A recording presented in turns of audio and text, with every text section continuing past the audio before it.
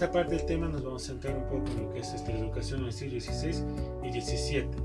En este siglo la educación surgió en las escuelas protestantes, donde se tomaron lo que es la metodología de enseñanza, lo que es una metodología de enseñanza conductista, donde era autoritaria.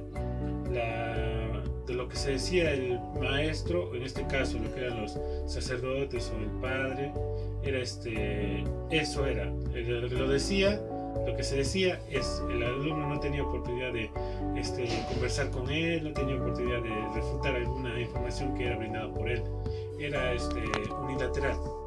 El docente hablaba y los alumnos escuchaban, ellos no podían opinar, no podían decir nada sobre sus conocimientos que ellos tuvieran. Otra principal característica era que en ese lugar solo se hablaba latín. No importa de que tu lengua madre era cualquier idioma, solo tenías que hablar el latín. No se podía hablar otra cosa que no fuera el latín. Ni siquiera no solo en clases, en tu vida cotidiana. Si tú hablabas con tus amigos, tenías que hablar el latín. Si tú ibas a comprar algo, tenías que hablar el latín.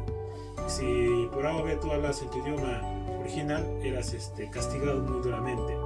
Esos castigos era que te aislaban del grupo, te aislaban completamente del grupo, tú no podías agruparte, el docente incitaba a los demás alumnos a que te aíslen, y la única forma en la mentalidad de los jóvenes era que si me quiero volver a agrupar con ellos, tengo que aprender el latín. Otro aspecto era que los sacerdotes estaban constantemente vigilando la vida del estudiante. Ellos no solo eran un guía, ellos eran como el camino. Ellos le decían, tú haces esto, tú tienes que hacer esto, tú tienes que comportarte así, tú tienes que hacer todo esto. Eso era. Los principales representantes eran J. Watson y Skinner. Gracias. Mi nombre es Usuriaga Gamarra Lorena y en esta parte del vídeo vamos a hablar sobre la educación en el siglo XVIII. El teórico más relevante en el siglo XVIII es Jean Rousseau, nacido en Ginebra. Su influencia fue considerable tanto en Europa como en otros continentes. En Emilio, escrito en 1762, insistió que los alumnos deberían de ser tratados como adultos en miniatura y que se debía atender a su personalidad individual.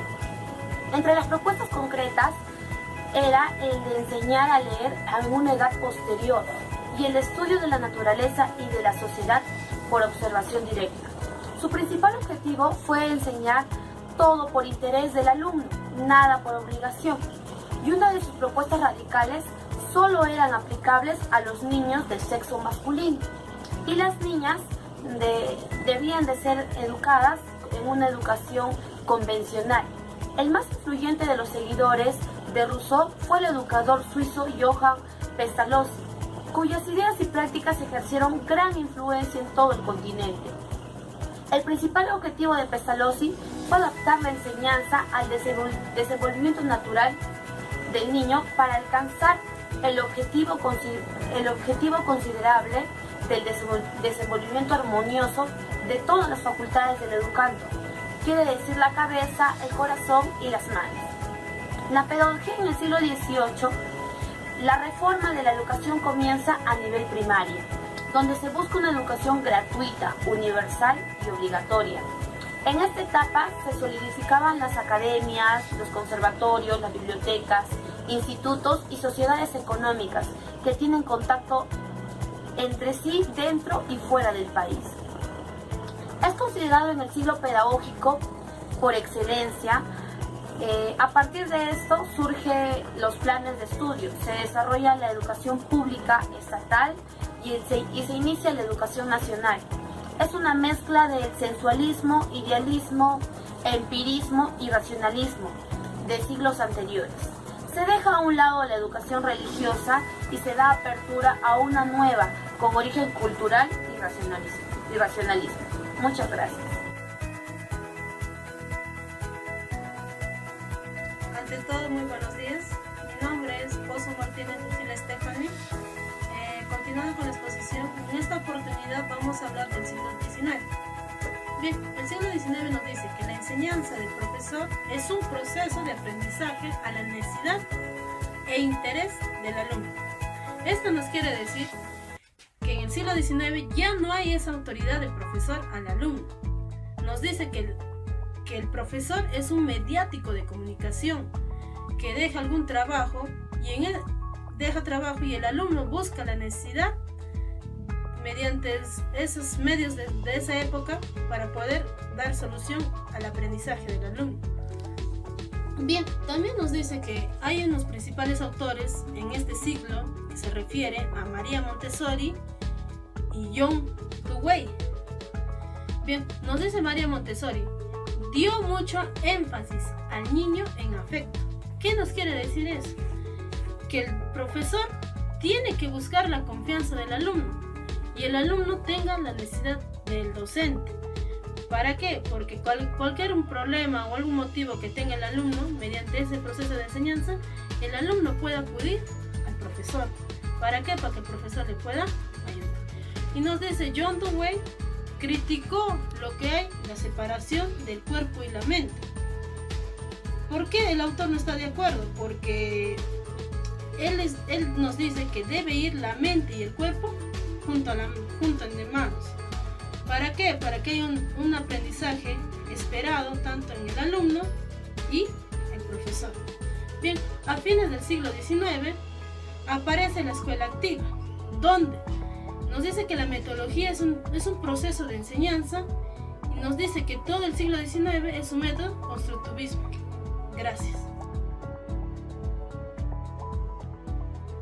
Mi nombre es Cabero Álvarez Arnold Anthony y continuando el vídeo me toca explicarles sobre la educación en el siglo XX.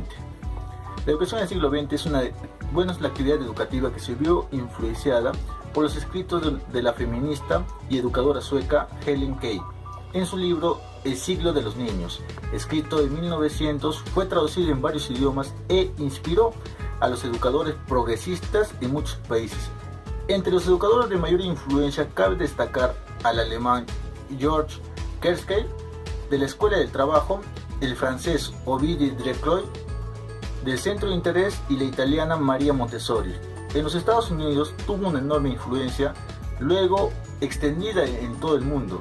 El filósofo y educador John Dewey, el programa de actividades que se deriva de las teorías de Dewey fortalecía el desenvolvimiento educativo del alumno en términos de la animación y las necesidades del interés del mismo. Llegó a ser un método principal de instrucción durante muchos años en la escuela de los Estados Unidos y de otros países. Todos ellos ejercen amplia influencia en los sistemas educativos de los países de América Latina, contribuyen al interés internacional de la educación soviética, las teorías y prácticas pedagógicas que procedían a la ideología marxista y leninista, también expresadas en el trabajo de Anton Makarenko, un claro exponente de la rehabilitación de los delincuentes juveniles y la educación colectiva durante los primeros años de la revolución. El siglo XX ha estado marcado por la expansión de los sistemas educacionales de las naciones industrializadas, así como la aparición de sistemas escolares entre las naciones más recientes industrializadas en el Asia y el África. El docente dejó de ser un guía para convertirse en un mediador. Gracias. Mi nombre es Freddy Lindor Cabello Guaranga. En este vídeo vamos a tratar de la educación en el siglo XXI. Los estudiantes pasarán una parte importante de su tiempo interactuando con aparatos inteligentes que les ayudarán a aprender individualmente a su ritmo y a su estilo.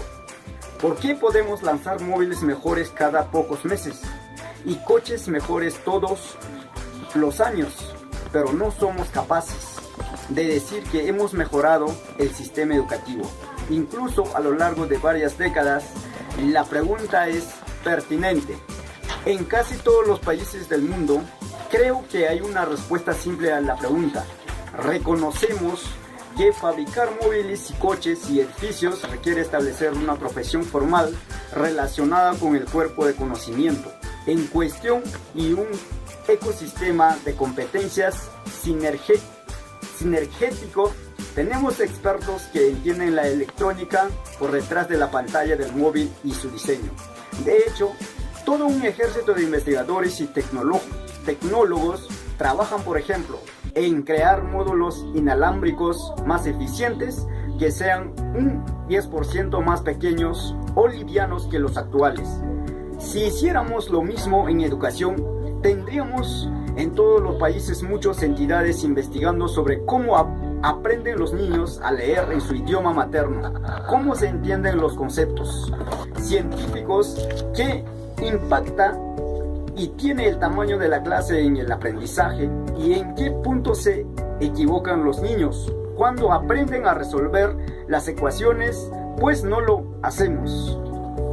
Nuestros hijos tengan un futuro mejor y la respuesta, en mi opinión, no es planeamiento filosófico, tipo de centralizar o delegar más en los profesores o incluso más o menos pruebas, sino crear y fomentar de forma muy sistemática una ciencia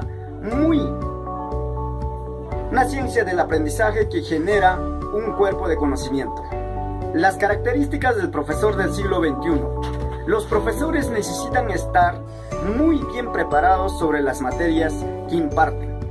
Necesitan tener un repertorio rico de estrategias pedagógicos para adaptar los métodos a los resultados y optimizar el aprendizaje de estudiantes con enormes diferencias. Estas estrategias deben incluir enseñanzas directa, enseñanza al grupo, descubrimiento guiados, trabajo en equipo y la facilidad para el estudio propio y el aprendizaje individual. Deben tener una comprensión profunda de cómo funciona el aprendizaje. Deben ser capaces de trabajar de forma colaborativa.